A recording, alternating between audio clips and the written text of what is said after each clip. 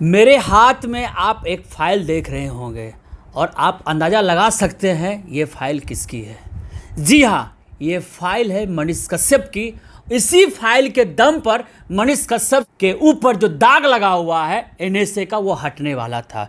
इस फाइल को तैयार करने में सुप्रीम कोर्ट के सीनियर अधिवक्ता डॉक्टर एपी सिंह ने दिन रात मेहनत किया था, लेकिन दुर्भाग्य है इन्हें केस लड़ने को नहीं मिला।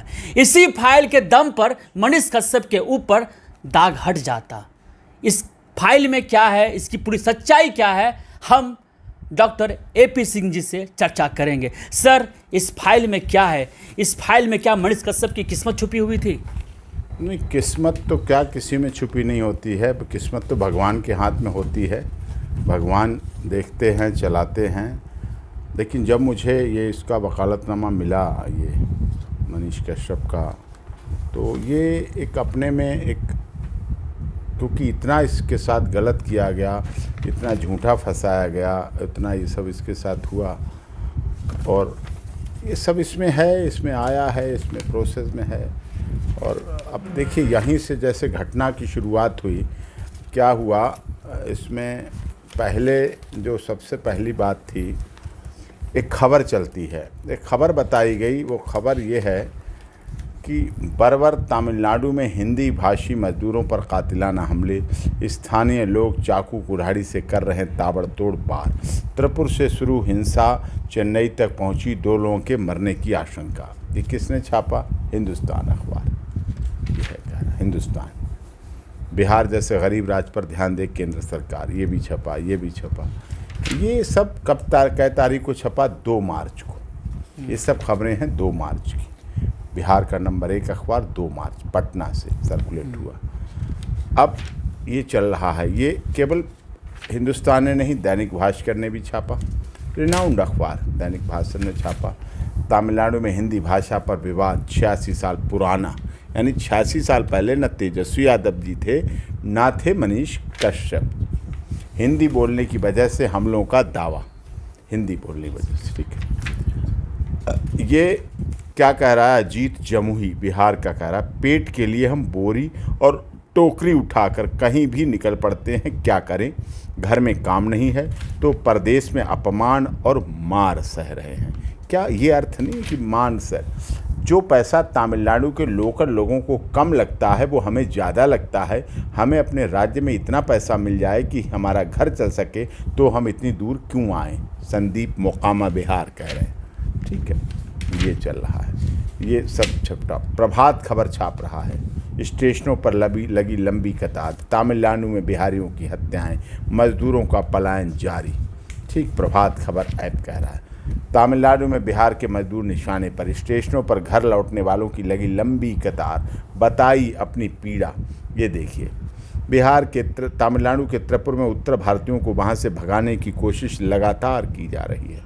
इस स्थिति को देखते हुए वहां रह रहे प्रवासी लोग वापस अपने घर लौट रहे हैं। वहां काम कर रहे लोगों के परिजन घर में चिंतित हैं, किसी की माँ, किसी की पत्नी, तो किसी की मंगेतर परेशान है। ये कौन कह रहा है? प्रभात खबर कह रही है, आप देख रहे हैं, ई पेपर इसका ये कह रहा है, ठीक है। कब कह रहा है? 1 मार्च 2023 11:10 AM पे, अपडेटेड वेडनेसडे मार्च, ठीक है, by Prabhat Khabar digital desk, ठीक है। ये कोई हम नहीं कह रहे, कोई नहीं कह रहा है, ये कह रहा है।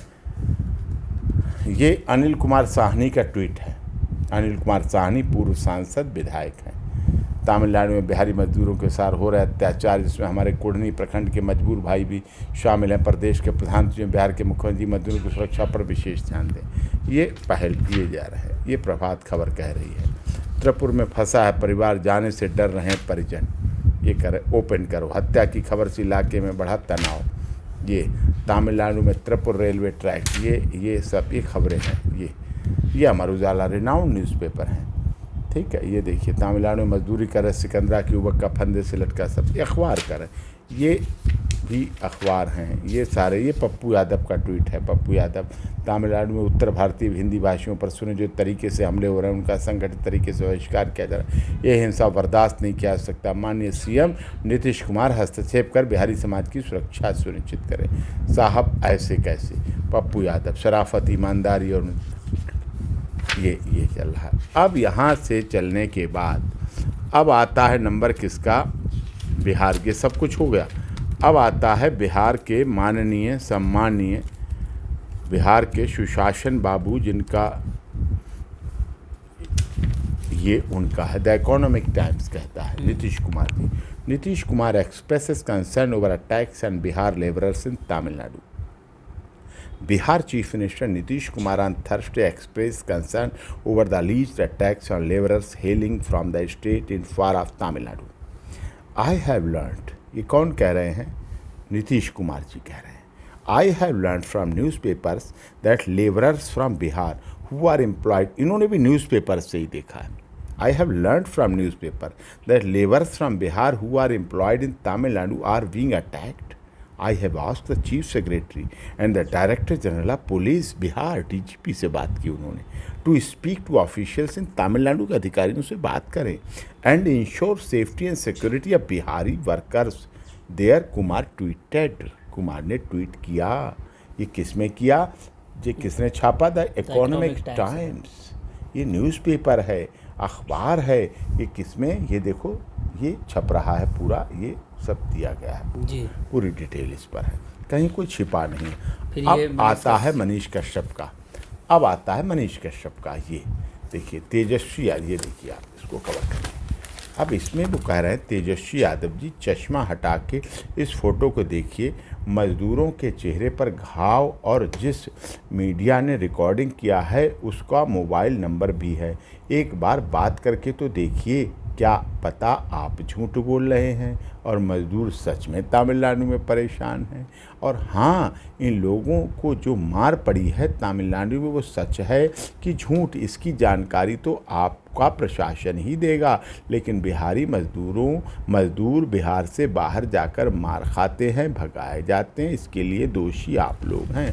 अब ये किया है ट्वीट देखने के लिए, अब ये फेक किया, झूठा किया, अगर झूठा किया कार्रवाई होनी चाहिए, अगर सच्चा है तो जो लोग इनके साथ कर रहे थे उनके खिलाफ कार्रवाई होनी चाहिए। तो ये इस तरह से उसी को इसमें लगाया गया है, ये सुप्रीम कोर्ट में लगाया है। Tejashwi Yadav, kindly remove your spectacles and look the pictures of the wounds of the face of labourers and the media which has recorded this has its mobile number, kindly talk to them once, what if you are telling a lie and the laborers are actually miserable in Tamil Nadu. Subsequently, if you talk about caste-based population census, then please ask the caste of these pupils and you will find comfort in your heart. And also whether the beatings given to those people in Tamil Nadu is true or false, that can only be told by your administration. But Bihar laborers are beaten outside Bihar and are kicked out from there. For this you are responsible. One more thing I would like to tell Shri Tejaswi Yadav, probably you have become comfortable in hearing lies due to lying in your speeches. That's why the truth of Manish Kashyap was taken as a lie by you. I don't spread misinformation about Bihari laborers and poor peoples. What shows the reality about them which you do not want to face. ये 8 मार्च का है, 1 मार्च, 2 मार्च, 3 मार्च, 4 मार्च के बाद 8 मार्च का ये है।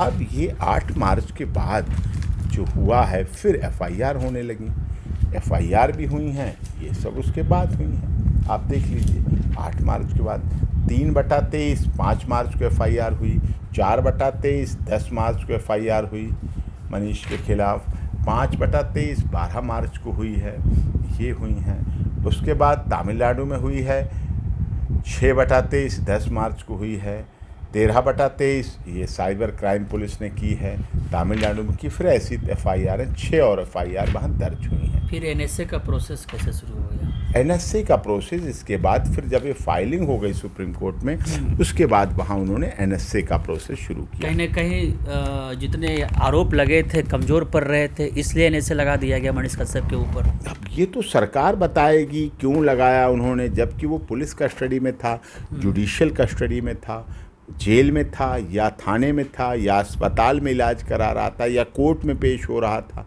या police की गाड़ी पे था। इस 5 जगह के अलावा तो मनीष कहीं नहीं था लगभग 1 महीने से। जब एनएसए लगाया गया उससे पहले 1 महीने से वो इन्हीं लोगों के हाथों में था, कहीं अलग नहीं था। तो इस दौरान आपने उन्हें आपकी उससे किनकी बात हुई, किसने मनीष से बात की, सोशल मीडिया पे बात की, व्हाट्सएप बात की, वीडियो कॉलिंग बात की, एसएमएस किए, फ़ोन कॉल बात की, लैंडलाइन से बात की, लेटर लिखा, चिट्ठी लिखी, कोई फ़ोन आया, किसी से बातों का कन्वर्सेशन हुआ, टेलीफोनिक कन्वर्सेशन हुआ, ओरल कन्वर्सेशन हुआ, या आप उसे कहाँ ले गए, किससे मिलाया, कौन किससे मिला, कहाँ गया, वो पाकिस्तान सीमा में गया, भारत की सीमा में गया, पंजाब में गया, खालिस्तान से मिला, लिट्टे से मिला, आतंकवादी संगठनों से मिला, किससे बात हुई, क्या हुआ, क्या नहीं हुआ, तो आपको बताना है कि एनएसए के लिए, नेशनल सिक्योरिटी एक्ट के लिए, आपको राष्ट्रीय सुरक्षा के लिए। मैं समझता हूँ एक देश की सीमा पर काम करने वाले सैनिक के खून में इतनी खराबी नहीं हो सकती है कि देश की सुरक्षा के लिए खतरा पैदा हो। मनीष कश्यप का जब सुनवाई सुप्रीम कोर्ट में हुई, वहाँ से तो टाल दिया गया, हाई कोर्ट भेज दी गई है। अब वहाँ से मनीष कश्यप का अगर हाई कोर्ट में सुनवाई नहीं होती है तो फिर मनीष कश्यप के परिवार फिर कहाँ जाएंगे? नहीं, हाईकोर्ट में ऐसा नहीं है कि यहाँ सुनवाई हुई, सुनवाई होके ही भेजा है, बिना सुनवाई नहीं हुए। कई डेटें पड़ी, नोटिस हुआ, तमिलनाडु सरकार ने जवाब दिया, एक बार दिया, दोबारा काउंटर एफिडेविट दिया, एनएसए पे दिया, सब कुछ प्रोसीडिंग होने के बाद, जिससे आपने साधारण कह दिया नहीं सुनवाई हुई, सुनवाई पूरी हुई। सुनवाई पूरी होने के बाद ही राज्य के तमिलनाडु के चेन्नई हाई कोर्ट के लिए भेजा गया। हाई कोर्ट की भी अपनी पावर है, सुनने का कार्य है, सब कार्य सुप्रीम कोर्ट ही करेगा तो फिर हाई कोर्ट क्या करेंगे, फिर ऑनरेबल हाई कोर्ट ही सब काम करेंगे तो डिस्ट्रिक्ट कोर्ट क्या करेंगी, और सब डिस्ट्रिक्ट कोर्ट ही करेंगी तो लोअर कोर्टें क्या करेंगी, सीजीएम कोर्ट क्या करेंगी, वो क्या करेंगे, उनको भी करने का अधिकार है। सबको सब करते हैं, सबको करना चाहिए, सबकी किस तरह की हो जो की भावनाएं हैं उस तरह से हो तो ज़्यादा अच्छा रहता है, उसमें कोई ऐसी बात नहीं है। सुप्रीम कोर्ट का अपना नज़रिया होता है, अपना काम होता है। इस तरह से जो भी कार्य हो रहे हैं वो ठीक हुए, माननीय सर्वोच्च न्यायालय ने भी ठीक किया और ऑनरेबल हाई कोर्ट भी ठीक काम करेगा, मैं समझता हूँ ऐसा। तो यानी कि अगर हाई कोर्ट में भी ऐसे लगा रहता है तो फिर मनीष कश्यप कितने दिन तक जेल में रहेंगे? नहीं, देखिए, किसी की भविष्यवाणी नहीं की जा सकती। आप कर सकते हैं भविष्यवाणी, आपको तो एक्सक्लूसिव करना है, आपको ब्रेकिंग करनी है, आपको बिग ब्रेकिंग करनी है, आपकी बात अलग हो सकती है, लेकिन मैं ऐसा कुछ नहीं कह सकता कि मैं भविष्यवाणी कर दूं, मैं एस्ट्रोलॉजर बन जाऊं और कब कहाँ क्या होगा। प्रोसेस है, लीगल प्रोसेस है, लीगल प्रोसेस प्रयोग करने का, प्राप्त करने का, कानूनी अधिकार पाने का, सबको, देश के सब नागरिक, राजा को भी उतने अधिकार है, फ़कीर को भी इतने अधिकार है, चाहे राजा की संतान हो, चाहे चपरासी की संतान हो, सबको इस देश में कानूनी अधिकार बराबर दिए हैं। डॉक्टर भीमराव अंबेडकर जी संविधान निर्मात्री सभा के अध्यक्ष रहे, संविधान बनाया, भारत रत्न रहे, दुनिया के सबसे अधिक पढ़े लिखे व्यक्ति थे, ये सौभाग्य है हमारा।